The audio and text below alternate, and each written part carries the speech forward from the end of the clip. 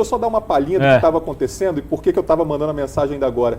A sessão do Senado caiu porque estava sendo votada a desoneração da folha para os 17 setores da economia que mais empregam, né? Um projeto que já vem ali de muito tempo. Mas por que a sessão caiu e por que o projeto não foi votado? Porque queriam, olhem só, a gente que falou tanto das taxas, do nosso taxade, queriam aumentar a alíquota de mais o imposto, de 15% para 20%. Qual? Os juros sobre capital próprio. Putz. Então... É inacreditável. É mais imposto no seu bolso e por isso os senadores decidiram encerrar a sessão. Senhores, senhoras que nos acompanham, senta o dedo no like, vocês agora vão entender a briga, vão entender o que está por trás, né, desse contexto aí de denúncia contra Moraes, e pá, e todo mundo agora, e Nelson Jobim falando, e todo mundo começando a reclamar, começando a acordar. Mudou alguma coisa desde a eleição para agora? Mudou alguma coisa de 2019 para cá em relação a esses inquéritos? Só piorou. Por que agora resolveram falar? Por que agora resolveram criticar? Por que agora resolveram apontar os arbítrios que nós estamos alertando e denunciando há tanto tempo? Eu acho ótimo que estejam fazendo, mas a gente não pode ser ingênuo nesse processo. Isso não reduz em nada o impacto dessas denúncias, a importância dessas denúncias. Mas a gente precisa entender que o que está por trás disso é uma briga pesada, uma briga sobre orçamento. Eu falei sobre isso, escrevi um artigo, esse artigo já está com 1 milhão de visualizações no Twitter, lá no X, e o que teve de ontem para hoje? O desdobramento disso. Vocês viram aí o Dino defendendo o Moraes. Aliás, foi o primeiro a sair em defesa do Moraes, porque o Dino foi quem apertou o botão da crise, quando ele resolve suspender as emendas PIX e mandar a CGU abrir uma investigação dessas emendas.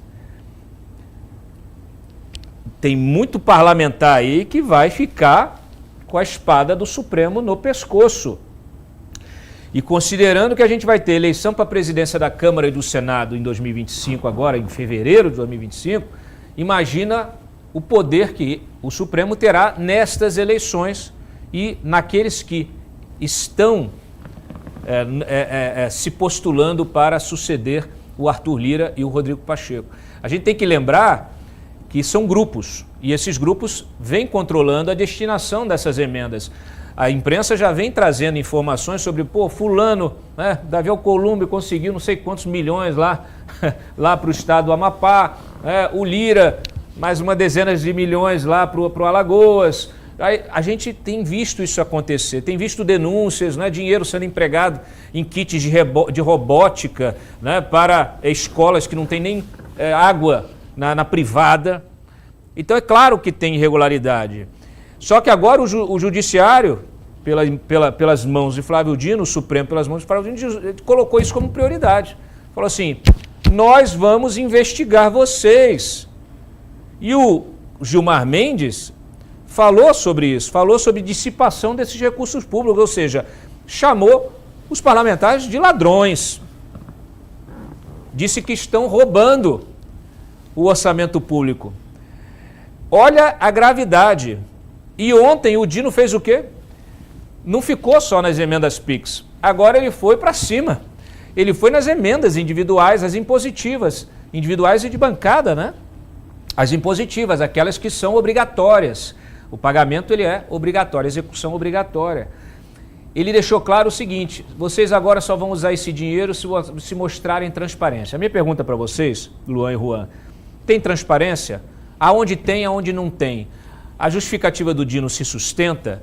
Afinal de contas, isso é jogo político? O que o Dino quer? Ele quer tirar o poder do Congresso sobre esse orçamento e devolver para o Lula? Muito dessa autonomia do Legislativo que a gente está acompanhando e vendo desde 2013 vem justamente por causa das emendas. Antes, você ser um parlamentar da base de um governo e em determinada votação se posicionar de forma contrária à orientação do governo, era quase que assinar um atestado de ostracismo político, porque as suas emendas que você faz ao orçamento não seriam pagas, não seriam executadas, e simplesmente isso podava politicamente o parlamentar. A gente vai ter agora as eleições municipais e os principais cabos eleitorais dos deputados federais e também dos senadores são prefeitos.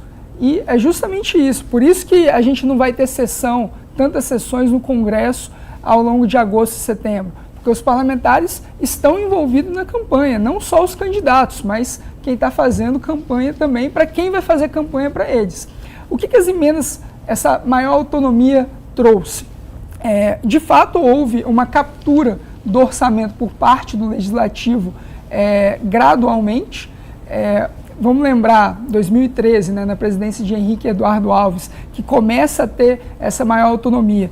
O governo Dilma era um governo que já era politicamente fraco, ainda assim consegue se reeleger, e depois a gente tem a questão do impeachment. E, posteriormente, nós temos o governo Michel Temer, que era muito bem articulado no Congresso Nacional, mas nós também tivemos, ele teve que lutar também contra o impeachment, e tivemos Jair Bolsonaro, que especialmente quando nós tivemos aí, a partir de 2021, que o Centrão entra no governo, a gente passa a ter ainda mais autonomia. E durante todo esse processo, gradualmente as emendas foram aumentando. E elas chegaram a um valor, porque assim, no orçamento público, que é trilionário, você tem despesas que são recorrentes e obrigatórias, mas nós também temos despesas que são discricionárias. E esse montante de despesa discricionária, que a gente está falando de pouco mais de 100 bilhões de reais, que o Executivo iria deliberar, as emendas capturaram justamente esse orçamento discricionário. E elas chegaram a um valor de 20% desse total que o Executivo poderia dispor, né? Então, politicamente, há muito envolvido, porque se você tira as emendas, a autonomia do Legislativo ela vai ser reduzida. E, então, politicamente, faz todo o sentido ser uma briga política.